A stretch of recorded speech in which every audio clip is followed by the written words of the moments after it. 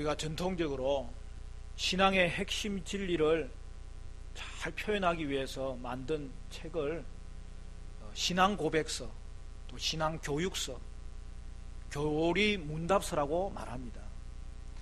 그러면 그 교리 문답서의 내용이 무엇이냐 하면은 믿음, 소망, 사랑의 주제를 가지고 작성한 거예요. 중세에 미신적이고 우상적인 예배를 개혁하기 위해서 종교개혁이 일어났잖아요. 종교개혁을 통해서 회복된 예배는 초대교회가 하나님 앞에 세웠던 예배예요. 그것은 말씀과 기도가 중심이 되는 예배예요. 오늘날도 때로는 말씀을 읽지 못하는 그런 환경에 있으면 함께 기도하는 것이 예배인 거죠. 북한에 고난받는 그 지하교회가 그렇잖아요. 그들은 성경을 가질 수도 없어요. 읽을 수도 없어요. 단 하나 옛날에 암송했던 그 구절을 써놓은 것, 자기가 만든 성경 가지고 예배하는데 그래도 기도할 수 있기 때문에 그거는 하나님 앞에 온전한 예배가 되는 것이죠. 오늘 저와 여러분이 이 땅을 살아가면서 마음껏 하나님 말씀 붙잡고 또 함께 기도하는 동력자가 있는 이 예배의 자리가 얼마나 귀한지 모르는 거예요. 그리하여 종교개혁 이후에는 보다 더 교육적으로 그리고 예배에 대한 규정을 좀 더 잘 알아가기 위해서 교리 문답서가 나오게 되는데 그 대표적인 것이 루트의 대교리 문답서입니다. 거기 보면 믿음, 소망, 사랑의 주제를 가지고 작성을 하는 거예요. 그런데 순서상으로는 맨 먼저 사랑에 관한 진리를 10계명을 가지고 해설을 해요. 두 번째는 믿음에 관한 진리를 사도신경을 가지고 해설을 해요. 그리고 소망에 관한 진리를 주기도문을 가지고 해설한 거예요. 근데 사실은 이것은 누구의 영향을 받은 것이냐 하면 초대교회 마지막 교부고 중세 시대를 열었던 어거스틴의 그 신앙 그 교육서를 가지고 영향을 받아서 만든 것이죠. 그래서 이제 그 16세기 종교개혁이 일어나고 나서는 그 지역마다 이 교리 문답서가 많이 작성되고 나라마다 작성이 되는데 다 어거스틴과 이 루트의 영향을 받은 그러한 신앙 고백서가 작성이 되는 것이죠. 그리고 그 중에서 뛰어난 신앙 고백서가 제네바 신앙 교육서예요. 그건 누가 만든 거죠? 칼빈 목사님이 만든 거예요. 그런데 칼빈 목사님은 믿음, 소망, 사랑에 대해서 진술을 하는데 순서상 루트하고 좀 달라요. 순수에 있어도 철저하게 어거스틴의 전통을 따른 거예요. 그게 뭐냐면 가장 먼저 여러분 진술한 게 뭐냐면은 믿음에 관한 진리를 먼저 진술하는데 사도신경을 해설한 거예요. 두 번째 사랑에 관한 진리를 진술하는데 그는 뭘 해설해야 되죠? 10계명을 해설한 거예요. 그리고 소망에 관한 진리를 해설하는데 그것은 주기도문을 가지고 해설한 것이죠. 바로 그 제네바 교육서의 영향을 받고 그 뒤부터 17세기에 이르러서는 지역마다 많은 교리 문답서가 일어날 때에 바로 이 순서대로 신앙 고백서를 작성한 것을 볼 수 있습니다. 특별히 계획주의 신앙과 장로교의 전통을 가지고 저와 여러분은 신앙생활을 하고 있기 때문에 이거에 대해서 여러분 긍지를 가져야 돼요. 그 중에서도 표준 문서로 우리가 정해놓은 웨스트민스터 신앙 고백서와 그 대소요리 문답을 보면 바로 이 제네바 신앙 교육서의 전통을 그대로 이어받아서 세밀하게 기록해 놓은 것이죠. 원래 장로님이 안수를 받을 때 이 헌법에 있는 내용이 바로 웨스트민스터 신앙 고백서와 대소이론 문답이 있고, 예배를 어떻게 드려야 되는지 예배 지침이 있고, 교회를 어떻게 운영해야 되는지, 그리고 교회의 머리는 누구인지, 교회의 일을 처리할 때 그 권위는 어디에 있는지, 그게 기록되어 있는 게 헌법이에요. 교회도 헌법이 있어요. 거기서 가장 중요한 게 뭐냐면 신앙 고백서인 거죠. 여러분, 왜 이게 중요하냐면 율법이 무엇을 의미하는지가 바로 이 신앙 교육서의 순서에 잘 드러나 있기 때문에 그래요. 믿음에 관한 진술을 가장 먼저 하고 그 이후에 사랑에 관한 진술이 나온다는 것이죠. 다시 말해서 십계명의 준수는 믿음 이후에 주신 계명으로 믿는 자들이 하나님의 뜻대로 살도록 주셨다는 사실을 기억해야 되는 것이죠. 우리가 한번 공부했던 십계명의 서론도 바로 그 부분이에요. 여러분, 십계명 서론부터 우리가 암송하고 또 우리가 그것을 공부해야 된다고 이야기했지 않습니까? 성경의 맨 뒤에 보면 십계명 나와요. 거기에 서론이 꼭 들어가 있어요. 출애굽기 20장 2절에 이렇게 되어 있습니다. 나는 너를 애굽 땅 종되었던 집에서 인도하여 낸 내 하나님 여호와니라. 뭐라고 이야기했어요? 너희는 내가 구원한 백성이야. 그리고 나서 제 일은 나 외에 다른 신을 두지 말라. 이렇게 나오는 거죠. 그 말이 무슨 말이에요? 계명은 구원받기 위해 주신 것이 아니라 구원받은 성도에게 주신 것이라는 거죠. 따라서 십계명은 은혜로 주신 계명이라는 사실이죠.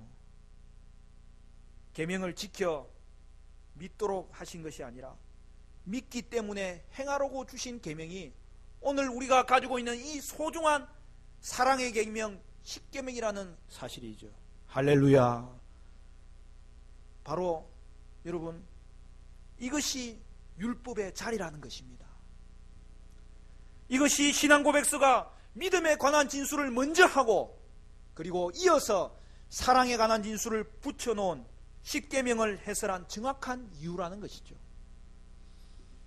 오늘 본문에 보면 한 율법사가 예수님에게 질문하러 나오는 장면이 나옵니다.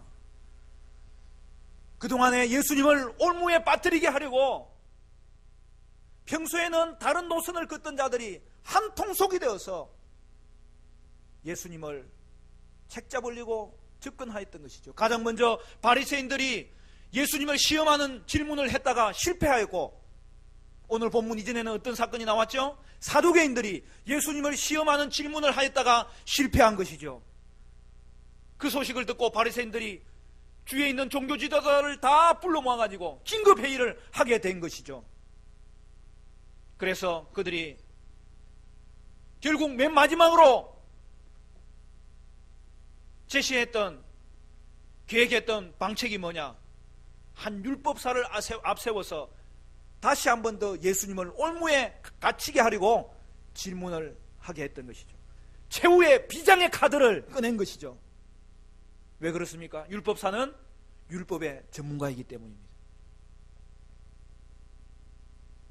이에 율법사가 예수님께 율법에서 가장 큰 계명이 무엇인지를 질문합니다. 그런데 우리 예수님이 그 심중을 꿰뚫고 보시는 것이죠. 시험하려고 올무에 빠뜨리려고 예수님을 책잡으려고 그가 질문한다는 것을 예수님은 다 알고 계세요. 그럼에도 불구하고 예수님은 그의 물음을 회피하지 않고 도리어 적극적으로 답을 하시는 이유는 무리들에게 율법에 대한 풍성한 교훈을 주시기 위해서 오늘도 우리에게 예수님은 귀한 말씀을 제공하여 주셨던 것입니다. 사랑하는 성도 여러분, 결국 오늘 우리는 율법의 의미를 예수님의 이 말씀을 통하여 세밀하게 알게 된 것인데, 오늘도 우리의 삶의 자리에 율법이 바른 자리를 차지하고 그 율법이 지시하는 것이 우리에게 복이 되고 은혜가 되고 열매가 되는 그러한 신앙생활이 저와 여러분 가운데 있게 되시기를 간절히 축원합니다. 그러면 율법의 의미가 무엇입니까? 첫째로는 예수님이 인정하신 율법이라는 거예요. 여러분 36절부터 저들의 대화가 어떻게 이루어지는지 한번 보실까요? 36절부터 38절까지 우리 같이 한번 읽겠습니다. 우리가 너무나 중요하게 생각하는 구절이죠. 36절부터 시작. 선생님, 율법 중에서 어느 계명이 크니까? 예수께서 이르시되 내 마음을 다하고 목숨을 다하고 뜻을 다하여 주 너의 하나님을 사랑하라 하셨으니 이것이 크고 첫째 되는 계명이요. 그가 질문합니다.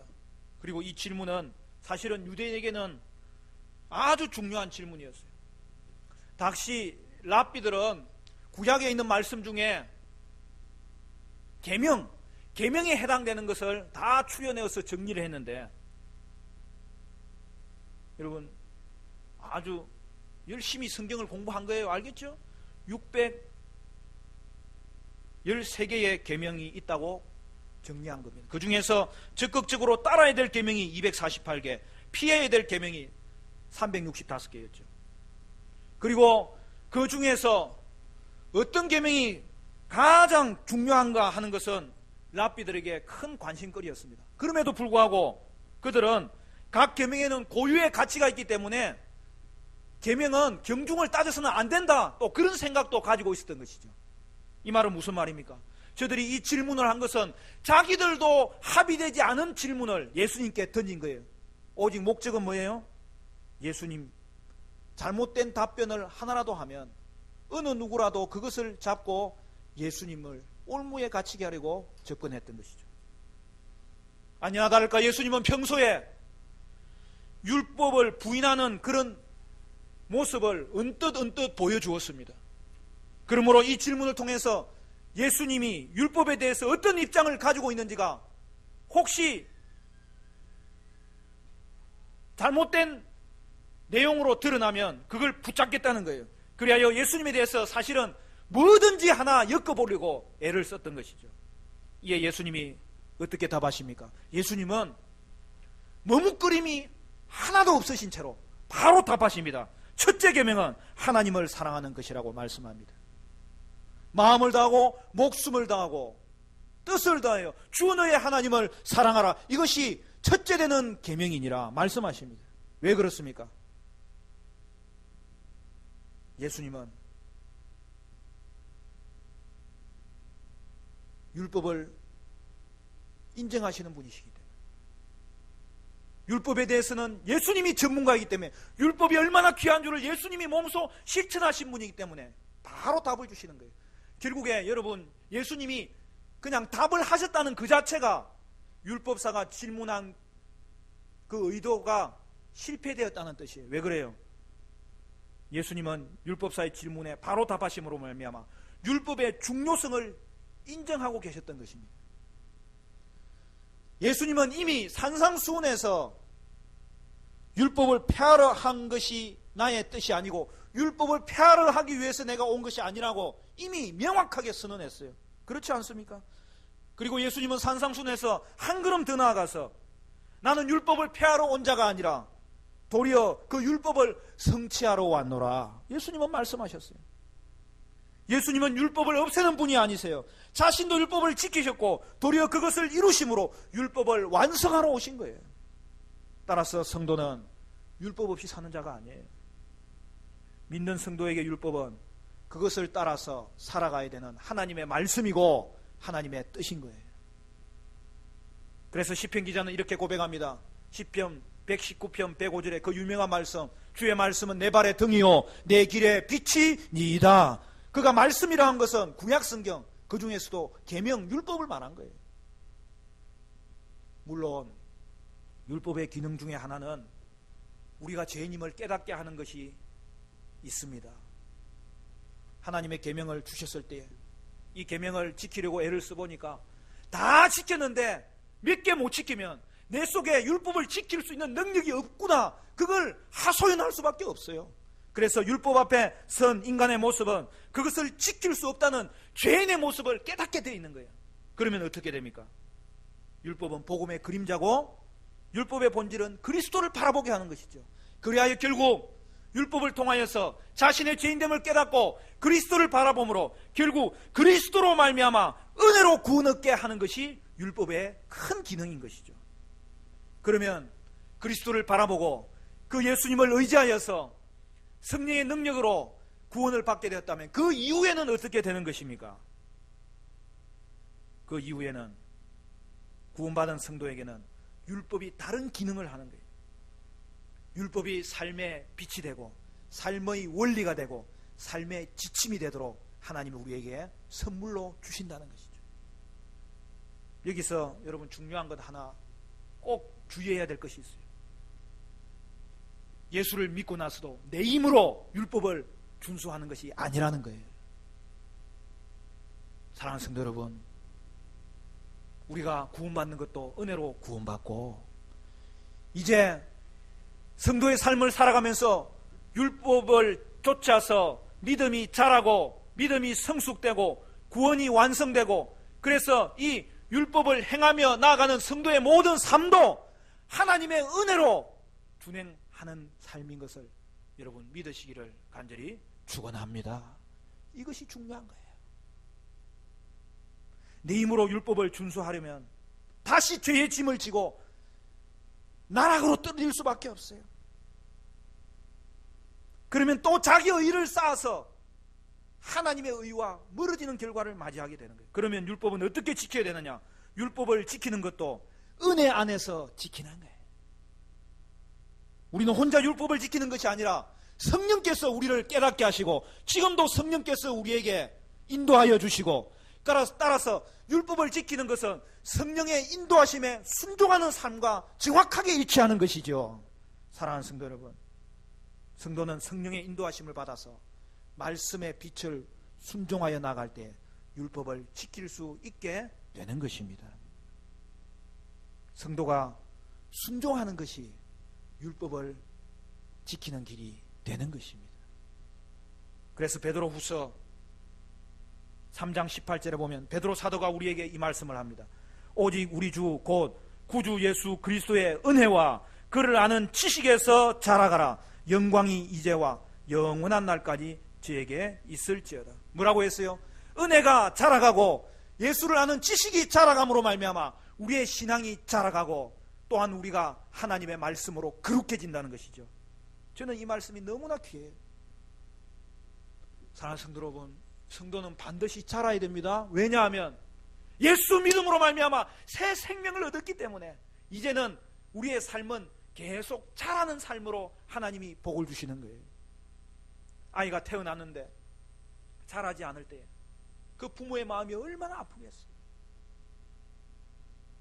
몸은 자라는데 그의 생각이 자라지 않을 때 그 부모의 마음은 얼마나 더 아프겠어요.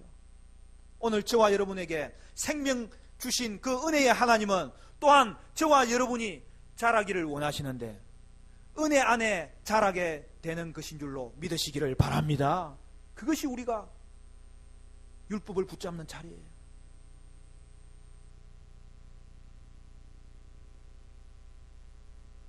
성도는 반드시 자라야 되고 거룩해져야 됩니다. 계속하여 성숙해져야 되고 그래서 훈련되어져야 됩니다. 그런데 앞에서도 이야기했지만 이것은 내 힘만으로 하면 안 돼요. 은혜 안에서 자랄 때에 우리는 주의 말씀을 내 발의 등으로 준행할 수 있게 되는 것입니다. 은혜 안에서 자라시기를 축원합니다. 은혜 안에서 자라는 거예요. 그리고 자라셔야 되는 거예요. 거기에서 율법이 우리의 삶의 지침이 되는 거예요. 구약에 있는 제사법, 시민법을 말하는 게 아니에요. 구약에 주신 이 십계명을 대표로 하신 그 하나님의 뜻이 우리의 삶의 방향이 되는 거예요. 앞에도 이야기했지만 웨스트민스터 대요리 문답도 그렇고 소요리 문답도 그렇고 가장 먼저 진술하는 것은 뭐라고요? 믿음에 관한 진술이 사도신경을 해설하는 거예요. 그리고 그 이후에 주어진 게 뭐라고요? 그 이후에 그렇죠. 십계명 해설이 나오는데 그것은 사랑에 관한 진술이에요. 그런데 또 잊지 말아야 될 것은 그 뒤에 하나가 남아있어요. 그게 뭐예요? 소망에 관한 진술로 주기도문을 해설하는 거예요.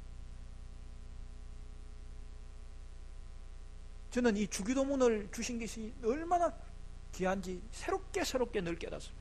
왜 그래요? 주기도문은 누구에게 주신 거예요? 예수 믿는 자에게 주신 거예요. 성도는 기도하는 사람입니다. 왜 기도가 필요합니까? 예수를 믿어도 하나님의 은혜 없이는 우리가 못 살고, 그리고 하나님의 은혜가 우리에게 주어지기 때문에 우리는 성도답게 살아갈 수 있는 하나님의 백성이 되었습니다. 바로 거기에 하나님의 은혜로 말미암아 일어서게 하고 전진하게 하고 하나님의 백성답게 살 수 있는 능력을 주시는데, 우리가 은혜 안에서 자라갈 수 있는 길이 바로 기도의 비결에서 있다는 사실이죠. 사랑하는 성도 여러분, 저와 여러분은 은혜로 구원받았음에 오늘 우리의 삶은 십계명 붙잡고 사랑의 계명을 준수하는 그러한 하나님의 뜻을 붙잡는 사람이 되시기를 바라고, 그 가운데 그것을 이루기 위해서 주신 이 기도의 능력, 이 기도의 능력으로 오직 여러분은 하나님 의지하심으로 계속해서 은혜 안에서 자라가고 이 말씀이 여러분에서 역사하시는 그런 복된 하나님의 은총이 임하시기를 간절히 축원합니다. 여러분은 믿는 자로서 은혜 안에서 자라가셔야 됩니다. 그리고 그때에 여러분은 하나님의 말씀에 빛에 순종하심으로 말미암아 그리스도의 장성한 분량이 충만한 데까지 이르는 그러한 은혜의 자라감이 여러분에게 있게 되시기를 간절히 축원합니다. 두 번째는 율법이 무엇이냐? 최고의 계명은 하나님의 사랑이라는 거예요. 예수님은 계명을 요약합니다. 그래서 먼저는 하나님을 사랑하라고 하셨고, 둘째는 이웃을 사랑하라고 하신 것입니다. 그래서 사랑에는 이중계명인 거예요. 오늘 저와 여러분의 삶의 방향은 사랑의 이중계명이고, 삶의 원리는 사랑의 이중계명이고, 오늘도 우리가 이 부분에서 자라가야 되고 훈련되어야 되고, 그렇게 될 때에 하나님께서 이 말씀을 주신 이 말씀 한 구절이 아니라 이 말씀 전체가 우리를 살리고 영화롭게 하고 열매 맺게 하실 것을 오늘 우리는 믿습니다.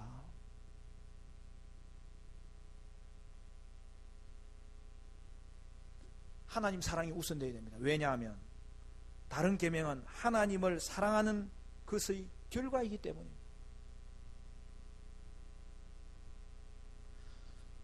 오늘 첫째 계명이라고 이야기한 이 구절은 유대인들이 오늘날도 마찬가지예요. 하루에 2번씩 암송하는 쇠마라는 신명기에 있는 말씀 중에 첫 구절이에요. 신명기 6장 4절부터 나오는 구절에 이스라엘아 들으라, 너는 마음을 다하고 힘을 다하고 뜻을 다하여 여호와를 사랑하라.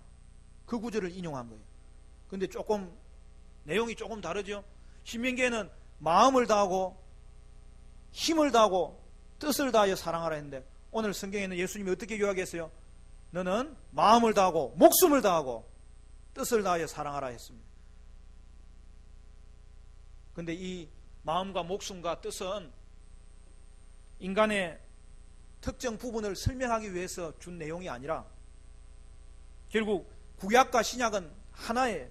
무슨 말입니까? 마음과 목숨과 뜻은 인간의 전체성을 말하는 거예요. 그러므로 오늘 저와 여러분이 하나님을 사랑할 때에는 총체적인 사랑으로 그분을 사랑할 것과 총체적인 마음을 하나님 앞에 드릴 것을 오늘 성경이 요구하고 있다는 사실이죠. 그리고 이어서 하는 말씀이 뭡니까?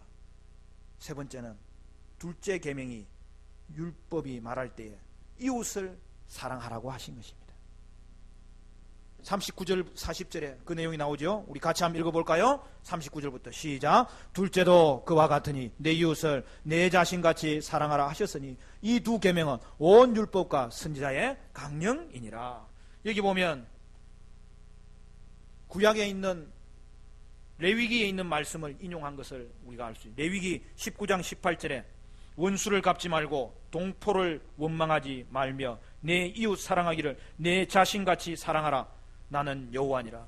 이미 구약에 있는 말씀을 해놓으셨는데 예수님이 보다 명확하게 십계명을 지키고 계명을 지키고 주님의 뜻을 순종하는 것이 무엇인지를 이야기하면서 첫째는 하나님을 사랑하고, 그리고 두 번째 뭐라고요? 둘째는 그런데 여기 중간에 도입 부분이 중요한 거예요. 이웃 사랑인데 그 앞에 두 가지나 붙었어요. 둘째는 이와 같으니 그 말은 뭐예요? 첫째 계명과 수준에 있어서 중요성에 있어서 똑같다는 말이에요. 그게 이웃 사랑은 두 번째 계명이라는 뜻이 아니고 순서적으로 두 번째 설명한다. 그런데 첫째 계명과 똑같다고 지금 설명하는 거예요. 그래서 순수의 의미가 아니라 이와 같다고 이야기한 것은 하나님 사랑하는 계명과 이웃 사랑은 똑같이 중요한 계명이라고 성경은 말씀하고 있는 거예요. 그러므로 두 계명은 고유한 위치가 있습니다. 그럼에도 불구하고 진정한 의미를 가지기 위해서는 서로 상대 계명이 의존되어야 되고 불가분의 관계를 가지고 있어야 된다는 거예요. 어떤 사람은 이야기합니다. 요즘 교회가 이웃 사랑이 없다고. 여러분, 그래서 오늘날 교회가 때로는 손가락질 받고 있는 거 아닙니까? 물론 그 교회들이 드러날 때에 그냥 잘못된 것 드러나고 때로는 크게 드러난 것만 사람들이 평가하기 때문에 그런 손가락질을 하는 것이죠. 우리 화정충년교회만 와보면 손가락질 안 할 텐데 좀.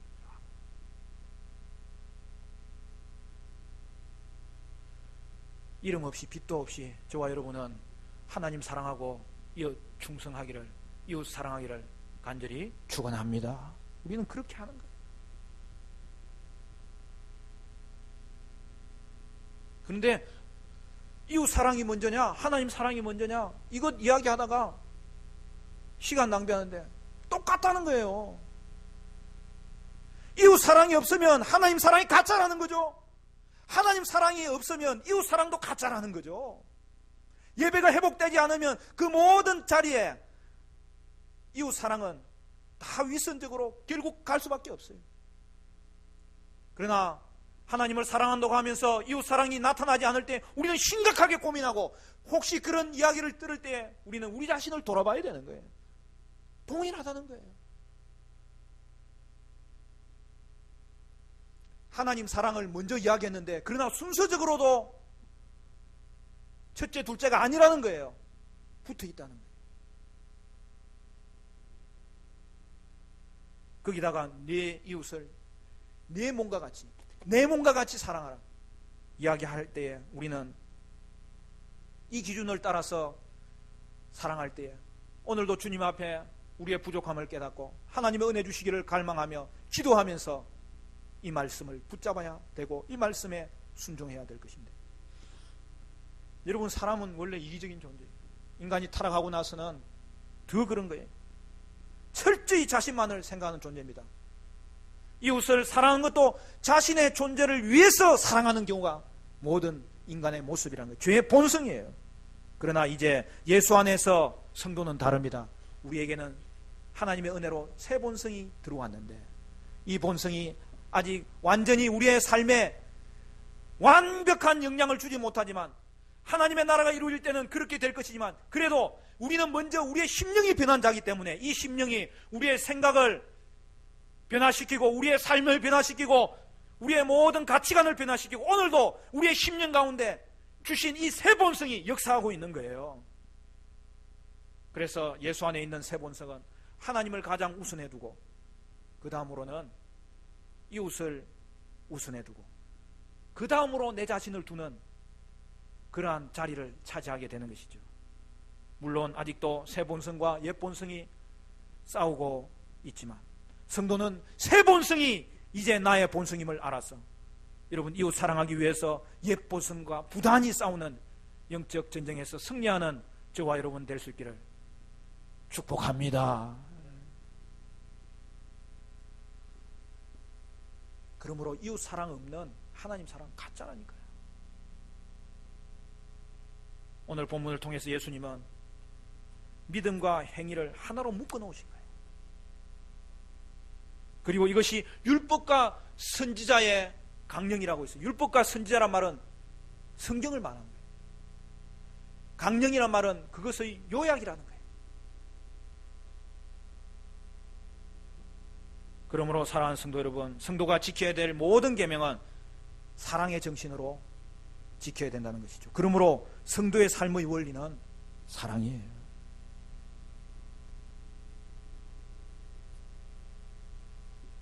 사랑하는 성도 여러분, 여러분은 이전보다 더 하나님 사랑하시고 이웃 사랑하셔야 됩니다. 재난이 일어나서 긴급한 상황이 벌어질 때에 마지막 통화하는 것을 들어보면 누구에게 통화해요? 가족에게 통화. 그때 통화하는 내용은 단 하나로 결국 집약됩니다. 무슨 통화하는 거예요? 사랑한다는 말 해주고 싶어서. 그동안 더 사랑하지 못해서 미안하다는 말 해주고 싶어서. 그 말이 맨 마지막에 남아있었던 것이죠.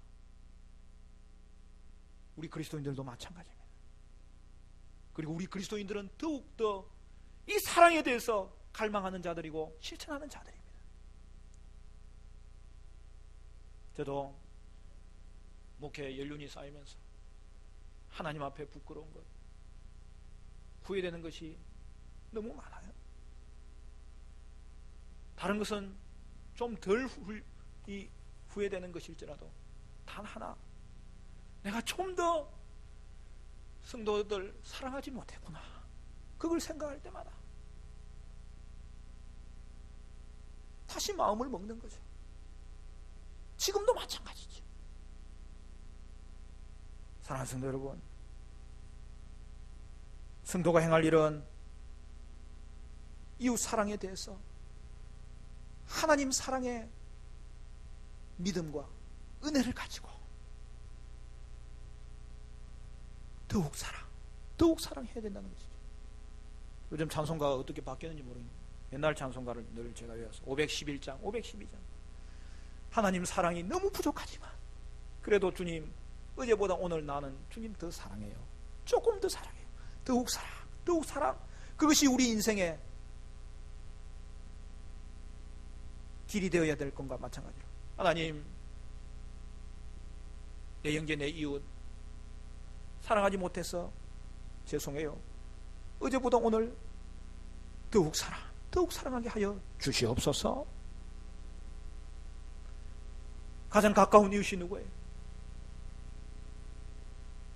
부부 사랑에 있어서 하나님 더욱 사랑하게 하여 주옵소서. 부모님 자녀 사랑에 있어서 더욱 사랑하게 하여 주시옵소서. 그리고 교회 리더와 성도들 더욱 사랑하게 하여 주옵소서. 이웃 사랑에 있어 더욱 사랑하게 하여 주시옵소서.